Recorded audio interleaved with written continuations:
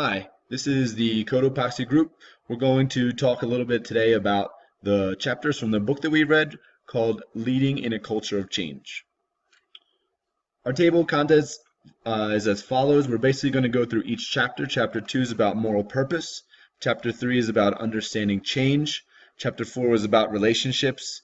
Chapter 5 is about knowledge building. Chapter 6 is coherence making. And then finally, Chapter 7 is about the hare and the tortoise.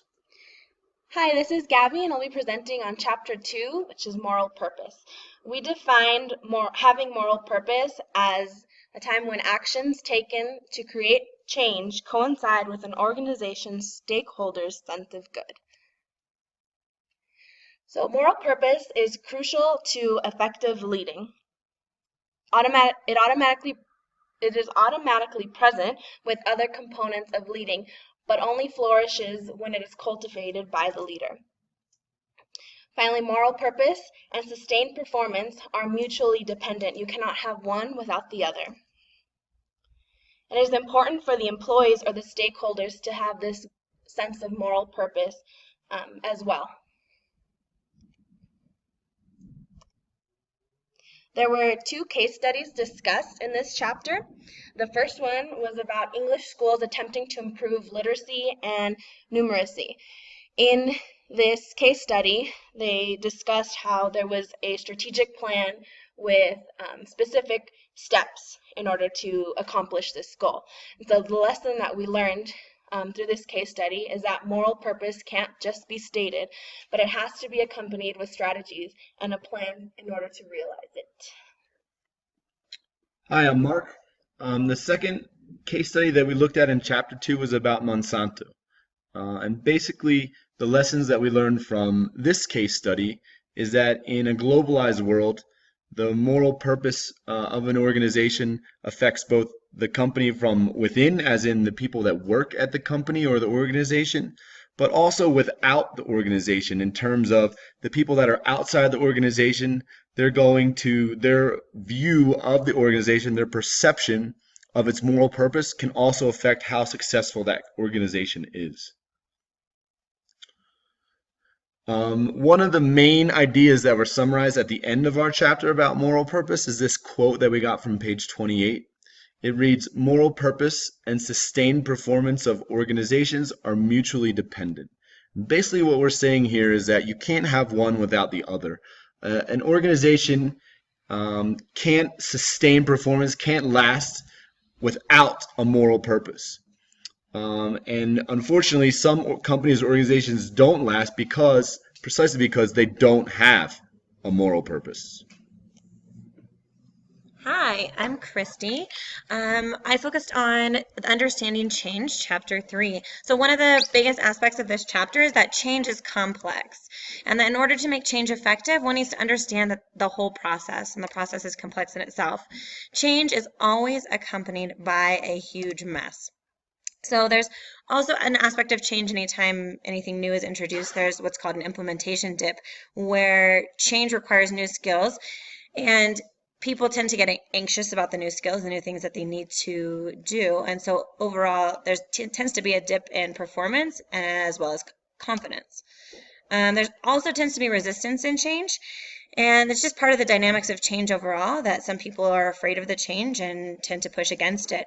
But that if there are effective leaders in the midst of this, that they can see this resistance as a positive aspect. Also with reculturing, so in reculturing, we look at critically assessing and selectively synthesizing new ideas and not absorbing all innovations at once. Hi, I'm Jerome. For chapter 3, our chapter emphasizes that in leading change, leadership matters, and that leads us to 6 leadership styles. The first one is coercive, which focuses on compliance. The second one is authoritative, which focuses on leading towards a vision, while the third one is affiliative, creating bonds that leads to harmony. Fourth one is democratic, which seeks consensus of the members. The fifth one is pace setting, sets high performance standards. And the last one is coaching, which develops people for the future. All the green highlighted leadership styles said to have positive impacts towards its members, while the red highlighted leadership styles are said to be causing resistance and burnt out to these members. It also emphasizes on our chapter that the best leaders are those who have mastered the four or more approaches.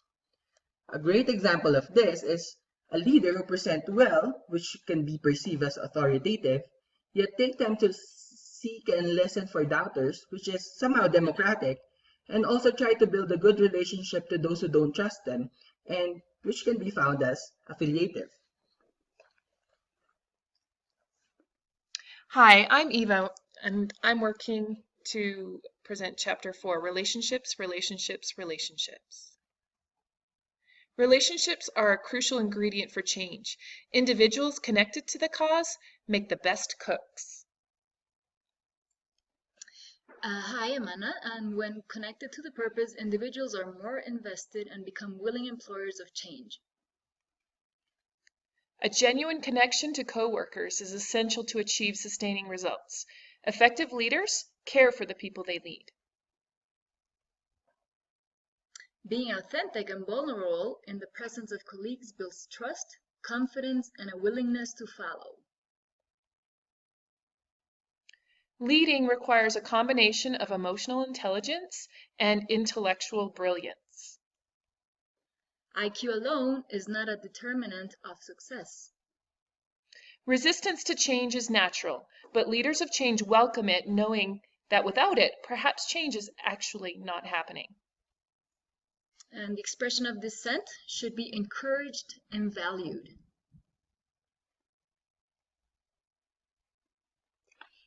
Hi, my name is Karina and I'm presenting Chapter 5, Knowledge Building. Knowledge building is a particular way that we as individuals can experience with others when we share and create. The importance of passing information from one to others. Knowledge sharing as a core value. Straight talk, be honest. Sharing knowledge and creation from one person to another creates a learning culture. In order to have a successful performance when sharing knowledge, it's important to have mutual trust, active empathy, access to help, lenience in judgment, and courage all are part of their environment. The success of the company is based on the creation of new knowledge. By sharing information, we are building and helping to create relationships that enable people to share their insights and discuss their concerns. Ideas of knowledge acquired helps and facilitates the learning and apply new learning. Encouraging participation from one to another, people with experience to people without experience. Work with others to develop new strategies to overcome any issue. Collect and share information data to improve and implement new strategies. Importance of communication, be able to generate a better teaching environment, not just in one place, but with others as well. Hi, this is Diana. I'm talking about coherence making. Leadership is sometimes difficult in a climate of change because of the disequilibrium, and people must understand what is happening and get ready for what is coming on. When people see changes positively, the environment surrounding them evoke energy, enthusiasm, and other positive changes can create in the community. There is no need to be an expert to start the change, and leaders need to work very hard on that. Good and effective leaders see problems as challenges and make feel people problems can be discussed effectively. Effective leaders create confidence in others and give enthusiasm in order to solve problems as a team, as a group. The disturbed part. Schools are facing and having a torrent of unwanted and coordinated projects and innovations bringing down from hierarchical bureaucracies. Productive disturbance occurs when there is a moral purpose to the change. Moral purpose means acting with the intention of making a positive difference and how it affects. Living system never change on a pure linear path. Good leaders start to innovate conditions and process. Good leaders do a good job by learning in organization, and they cultivate for future solutions. Hi, I'm Stephanie. I'm going to be talking about the hare and the tortoise. Harebrained people are always looking for something to change, even though it might not need it. And tortoise-brained people are constantly looking for reasons and patterns for change, but not necessarily have the urgency of implementing it right away. Good leaders are those who listen before they make up their mind. They don't jump to conclusions. They understand that things, implementations, and change may take time, and nothing happens correctly and nothing happens overnight. They don't worry when things go wrong in the beginning. They tend to see the bigger picture. And they understand that the greatest learning happens within an organization. Good leaders and organizations allow people to learn in context, to learn with experience while they're working. Focusing only on talented individuals does not work. There needs to be an improvement in understanding on how to do your best where you are. Improvement is based on the organization, not an individual's prior perspective or experience, and the reward is also the organization's, not the individual's. Organizations that foster change reward and retain people who are willing to change and adapt to that organization.